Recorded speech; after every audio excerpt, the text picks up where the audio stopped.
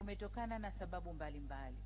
Mojawapo ni kupokelewa kwa fedha za mikopo mipya na ya zamani ambayo mikataba yake iliingiwa tangu serikali za awamu ya nyuma kwa ajili ya utekelezaji wa miradi ya maendeleo.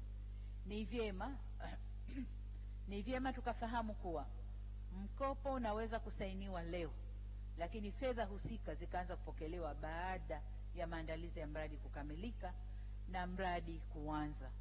Hivyo ili liwe deni au mkopo huo uingie kwenye deni la serikali, ni lazima serikali iwe imepokea fedha hizo, huduma au vifaa tulivyokubaliana.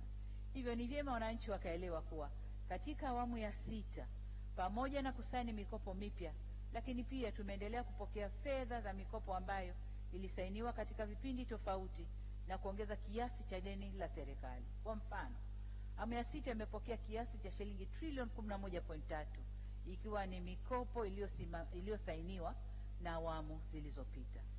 Sababu nyingine ya ongezeko la deni la nje ni kuimarika kwa dola ya Marekani dhidi ya shilingi ya Tanzania.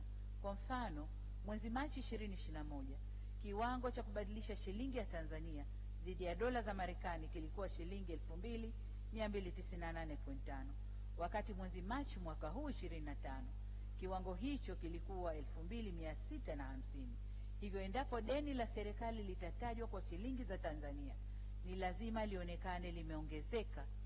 Mathalan, kwa sasa deni limeongezeka kwa zaidi ya shilingi trilioni 3.9 kutokana na exchange rate. Hatua hii ya kushuka kwa thamani kwa shilingi dhidi ya dola ya Marekani isichukuliwe kama ni hatua hasi, bali ilikuwa ni hatua muhimu ya kukabiliana na mtikisiko wa uchumi wa dunia. Mheshimiwa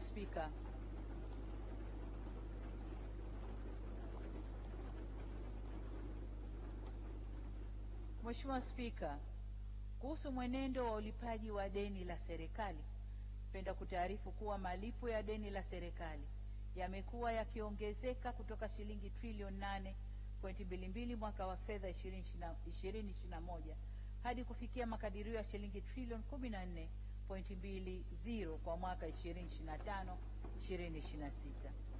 Ongezeko hili ni kutokana na kuiva kwa mikopo ya muda mrefu na mikopo yenye masharti ya kibiashara iliyokopwa katika awamu zilizopita kwa ajili ya miradi ya maendeleo.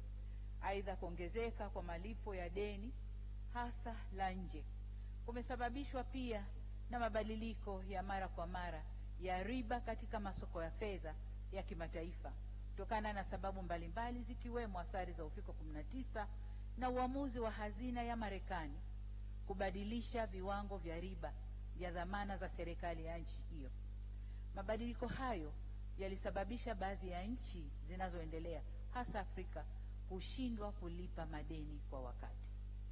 Mheshimiwa Spika, ongezeko la deni la ndani limechangiwa na mikopo kugharamia miradi maendeleo na kulipa madeni ya ndani yaliyoiva kwa uwekezaji wa dhamana za serikali kwa utaratibu wa kulipia mtaji wa dhamana za serikali zilizoiva. Aidha, tulifanya maamuzi ya kutambua madeni mengine ya mifuko ya hifadhi ya jamii kwa serikali kupitia hati fungani maalumu isiyo taslimu yenye thamani ya shilingi trilioni 2.67. Kati ya kiasi hicho, shilingi trilioni 2.18 madeni ya PSSSF ya waliokuwa wafanyakazi wa serikali kabla ya 1999 maarufu kama pre-99. Shilingi bilioni 400.71 ni madeni ya NSSF ya muda mrefu na shilingi bilioni 63.52 ni madeni ya kampuni ya ubia ya mifuko ya pensheni, yani PPP, Pension Property Limited. Kampuni hii ilifadhili miradi ya serikali kwa kutoa mikopo kwa vipindi tofauti kwa ajili ya kugharamia utekelezaji wa miradi ya serikali ambao ni ujenzi wa ukumbi wa bunge hili letu Dodoma, na ujenzi wa chuo cha sayansi ya teknolojia cha Nelson Mandela Arusha. Madeni haya hayakuwahi kuwa sehemu ya deni la serikali.